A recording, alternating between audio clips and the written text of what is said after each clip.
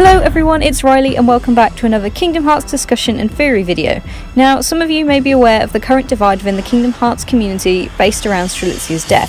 Half of the community believe that Lariamu was the one responsible, others believe it was somebody else. In today's video, I'm going to try and cover both sides of the argument and explain why, believe it or not, we may have gotten it wrong.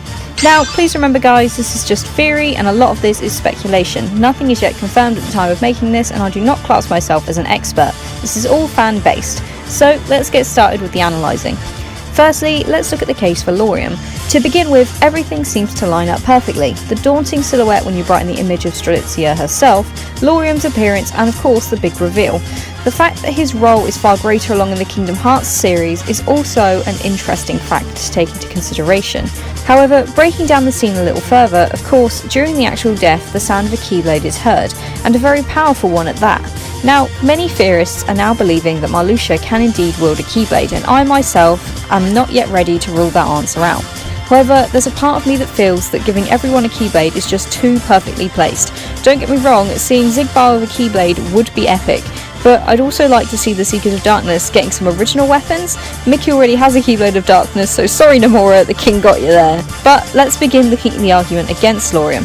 Firstly, we have a backstory on all of the Union leaders besides Blaine and Lariamu. Now, of course, we don't really know much about Ventus either, however, we can assume Ventus is nearly identical to his role in Birth by Sleep, in some shape or form.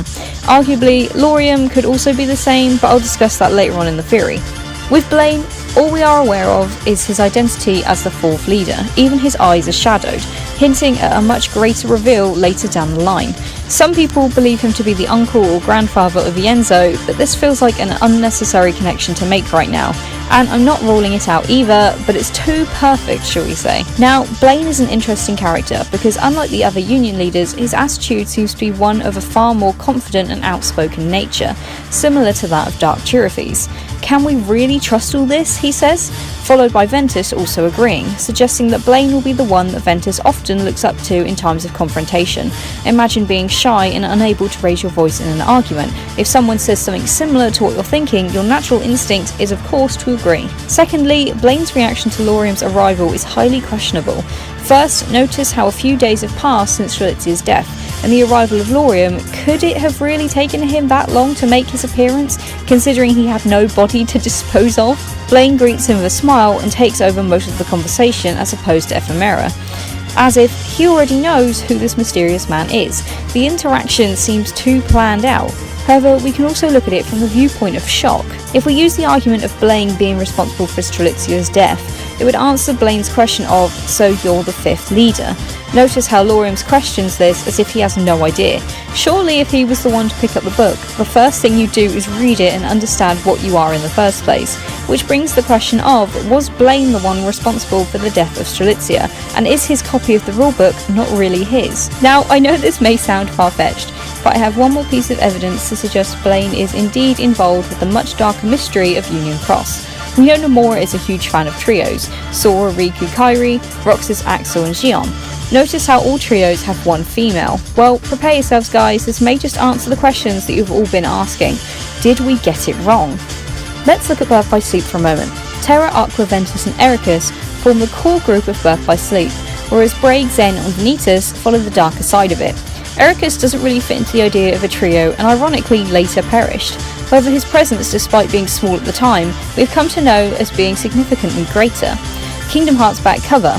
Ira, Invi, Aced, Ava, Gula, Lushu and the Master of Masters. Ironically, the Master of Masters disappears, and we are left with the two trios once again. Now, back to Union Cross. Ephemera, Skuld, Ventus, Blaine, Strelitzia and Lariamu. Strelitzia perished and we are left with an empty spot between Blaine and Lariamu.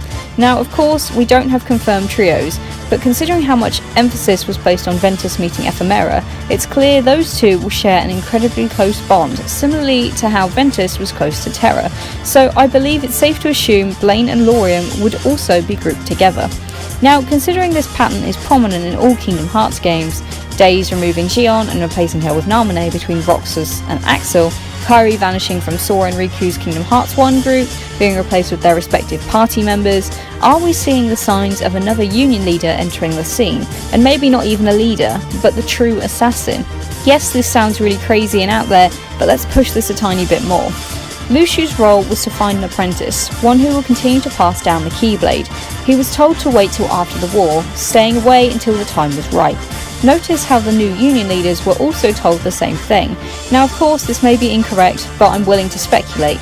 Was the reason Lariamu was late was because he was meeting with Lushu? Was it Lushu who struck down Strelitzia due to his ability to wield a Keyblade and then initiating the inheritance ceremony with Lariamu? It would explain the passing of time and the picking something up explanation he gave. But we also cannot rule out Blaine from this scenario. Could Blaine and Lariamu have become the apprentices of Lushu in between Blaine's arrival and then coordinated with Lariamu behind the scenes? We know one master can have many apprentices from back cover and birth by sleep. I want to suggest that the master of Xehanort and Ericus is not Lushu, purely because of how much time has passed between the events of Union Cross and the early phases of birth by sleep. However, we also cannot rule out the idea of Daybreak Town being a sleeping world and therefore time flowing differently altogether.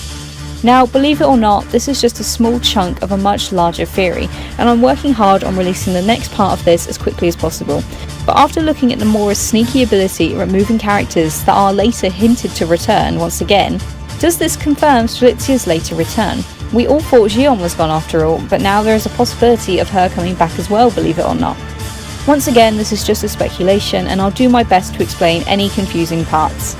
Whoa guys, before we go, I want to give a few shout outs to some absolutely incredible people. Firstly, Vhazz for creating these amazing pieces of artwork which you can see around my channel, and Shield for also creating a piece of artwork for me which you can see in my YouTube channel banner. These two artists are absolutely incredible and I will leave links to their work in the description. Please go check them out and support them, they're amazing, they're lovely people, go do it! Also, I want to give a massive shout out to Prodigy, who is able to design some really epic graphics for this channel, including my avatar, Twitter banner and YouTube channel art. His work is absolutely insane and he's currently accepting commissions, so if you feel like getting some updated graphics, go do it, because he doesn't do just this, he also does streaming layouts, Twitch banners, it's absolutely insane, so please go support him. He also has a YouTube channel which I will link in the description, so please go check him out. Also Prodigy, if you want to do a collab sometime, boy, I'm open to it, let's do it. But guys, that's it for this theory. Thank you for checking this video out, and always, thank you for the love and support you can continue to give my channel. I'll see if I can upload a part 2 of this theory sometime within the next couple of weeks.